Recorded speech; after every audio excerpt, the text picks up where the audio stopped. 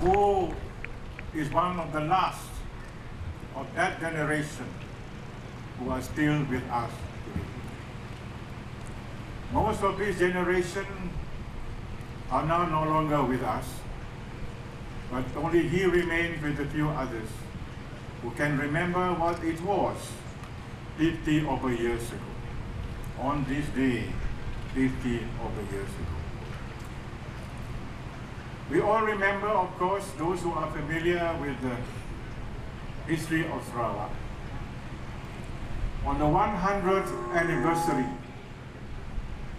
of the rule of the Brooke family from 1841 to 1941, we celebrated the centenary of Brooke rule in September of that year.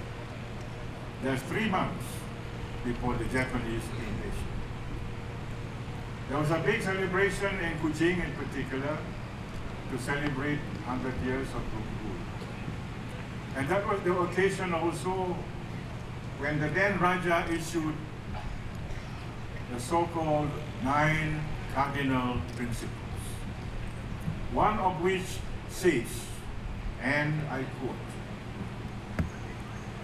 that the goal of self-government shall always be kept in mind, that the people of Sarawak shall be entrusted in due course with the governance of themselves, and that continuous efforts shall be made to hasten the reaching of this goal by educating them in the obligation, responsibilities, and privileges of citizenship. The Brooke family declared that for the last 100 years, they hold Sarawak in trust for the people of Sarawak, who will eventually rule themselves. That is the meaning of that cardinal principle. Unfortunately, of course, it never came to be, because 3 months later, the Japanese came to invade our fair land. And for 3 years and 8 months, we were under the brutal military rule of the Japanese. Our people suffered, our people were rendered miserable, our rendered were cowed, and we become a very subject people. But then, after 3 years and 8 months, came the so-called liberation by Australian forces, Commonwealth forces, who defeated the Japanese and secured their surrender. The people of Sarawak then hoped that the promise made in 1941 would slowly be fulfilled. But it was unfortunately not to be. The Brooke family reneged on that promise. They do not keep what they undertake to do. And for some financial consideration, some substantive financial consideration, they agreed to cede Sarawak as a British colony in 1946, leading to many political differences, political controversies, and even leading to violence. But as the years go by, the British government in London, under Harold Macmillan, declared the so-called East of Suez policy, that the colonial government in London will withdraw from all their possessions east of Suez. That was in the early 1950s and so on. And one of the reasons for this withdrawal of empire was to free Sarawak, to teach Sarawak how to govern themselves. So the governor then,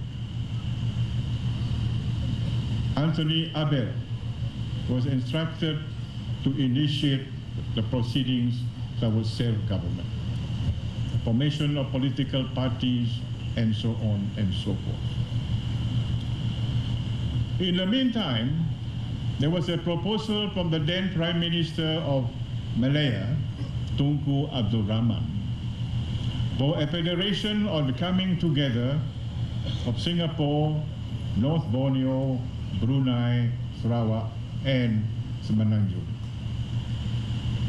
At the same time, there was a plebiscite. There was an assessment of the wishes of the people of Sarawak by the Kobol's Commission. But true to their promise,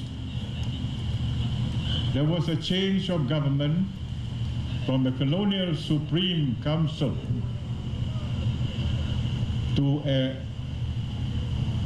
locally chaired council, otherwise known as the State Cabinet. The Constitution was accordingly amended or repealed or amended again to suit the occasion to enable Sarawak to become a self-governing state. Self-government, to enjoy self-government, that means to rule yourself.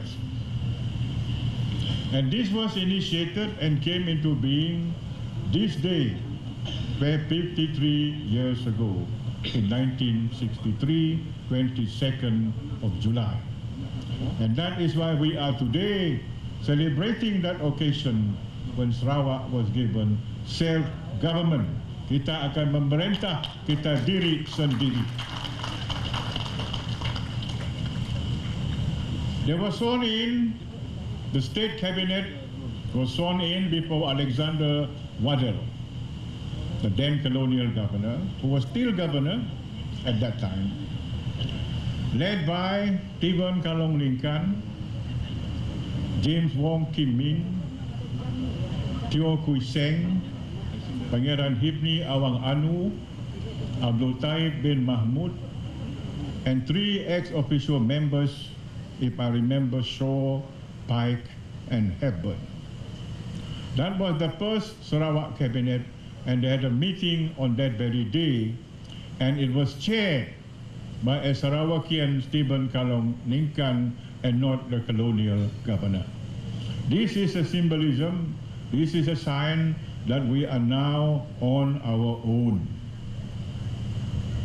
that we are recognized as a people who can govern themselves.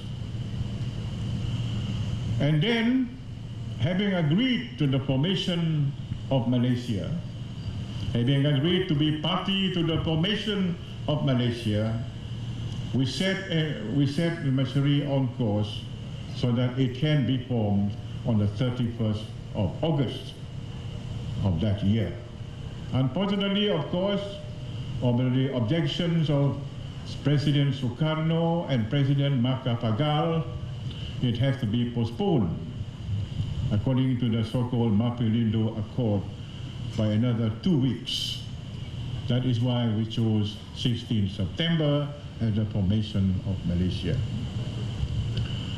Ladies and gentlemen, we exceeded, and it can be said that after we became an independent state within an independent state within the Federation of Malaysia. The governor was sworn in that morning, Tun Abang Oping, morning of 16 September. The day before, Alexander Waddell, the colonial governor, left Sarawak. On this very spot, in this stretch of river, here, if you look across the river at Pangkalan Batu, that is an historic spot. This stretch of the river has always observed historical events in Sarawak. The Istana is here, Port Margrethe is here, the Square Port is here, the Central Padang is back there, the courthouse is all there. Those are the historical buildings which define the history of Sarawak. So now, as of 16 September, we have our own governor, our own cabinet, and we adopted a democratic system of government. That is what we are celebrating today.